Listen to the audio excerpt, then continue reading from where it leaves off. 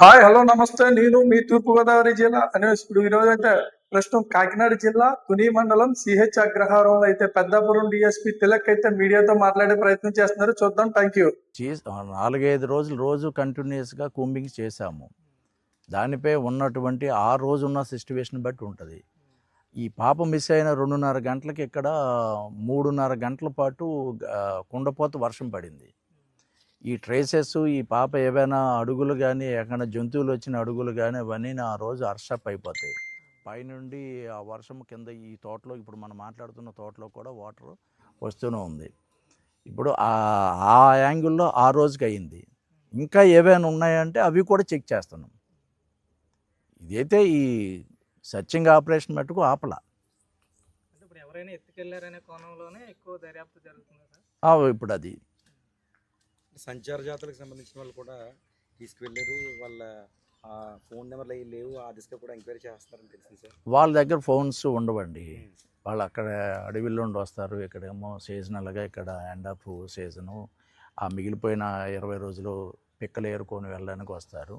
వాళ్ళు వచ్చి వెళ్ళడం అనేది ఉంది. వాళ్ళ గురించి మేము టీమ్స్ కూడా పంపించాము. ఏరియా వైజ్ చింతపల్లి వరకు వెళ్ళారు. అది వాళ్ళు కూడా ట్రేస్ చేస్తాం. ఒకవేళ వాళ్ళ దగ్గర ఏవైనా బై మిస్టేక్ వాళ్ళు తీసుకెళ్ళిపోయి ఉంటే దానికి కూడా మేమేం చేసామంటే పాపకి సంబంధించిన ఫొటోస్ ఇవన్నీను గోడా పత్రికలు ప్రతి ఆ చింతపల్లి విలేజ్లో కూడా అక్కడ ప్రతి బస్టాండ్కి ఆటోలకి బస్సులకి ఆ పోలీస్ స్టేషన్కి ఇచ్చాము. ఆ సంత మార్కెట్లో కూడా పెట్టాము.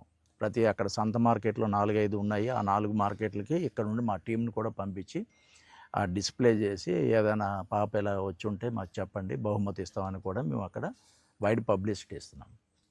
కుటుంబ సభ్యుల్లో మొత్తం ఎటువంటి ఇంకా అనుమానాలు ఏమైనా వ్యక్తం చేశారని వాళ్ళలో ఎవరన్నా ఉన్నారా?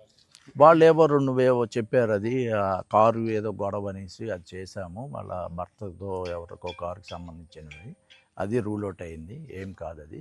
అతను కూడా గణేష్ కూడాను అప్పుడు ఏదో సెటిల్ అయిపోయిందండి, ఇప్పుడు ఇష్యూ కూడా లేదని చెప్పాడు. అది అలాగే మనకున్న ఇంకా రెండే ఊహిస్తున్నది 2 అవకాశాలండి. ఒకటి యానిమల్ ఏదైనా పట్టుకుపోయి ఉండాలి, లేదా ఆ రూట్లో వచ్చిన ఎవరైనా స్ట్రేంజర్స్ ఈ సంచార జాతుల వాళ్ళు కానీ ఎవరైనా కానీ ఇప్పుడు సార్ చెప్పినట్లుగా డేస్ పేరు చెప్పినట్లుగా పిల్లలు ఎవరు లేరు ఇక్కడ, పిల్ల ఒంటరిగా ఉందని తీసుకెళ్ళిపోయి ఉండాలి. తర్వాత ఇదంతా కూడా మా సోషల్ మీడియాలో వైరల్ అయిన తర్వాత భయపడిపోయి జాగ్రత్త పెట్టుకొని ఉండాలి.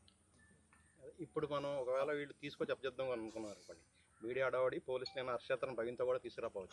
ఇప్పుడు అదే జరుగుతుంది. వాళ్ళు ఎవరు లేరు పాప ఒంటరిగా ఉందని తీసుకెళ్ళి ఉండొచ్చు, లేదా పిల్లలు లేని వాళ్ళు తీసుకెళ్ళి ఉండొచ్చు. ఆ తీసుకెళ్ళిన వాళ్ళు పని ఎవరికైనా డబ్బులకు అమ్ముకుంటే డబ్బులు వస్తాయని ఆస్తోనైనా తీసుకెళ్ళి ఉండొచ్చు. ఆ ప్రాబిలిటీ ఒకటి ఉంది. యానిమల్ క్యాచింగ్ అయినా ఉండాలి.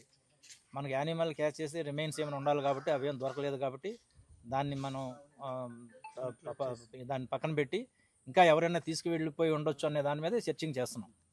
అన్ని యాంగిల్స్ అది కూడా ఏదో ఒక క్లూ వస్తే సంతోషం. ఇదండి నో కేస్ వాళ్ళు తీసుకొచ్చి ఇక్కడ నో కేస్.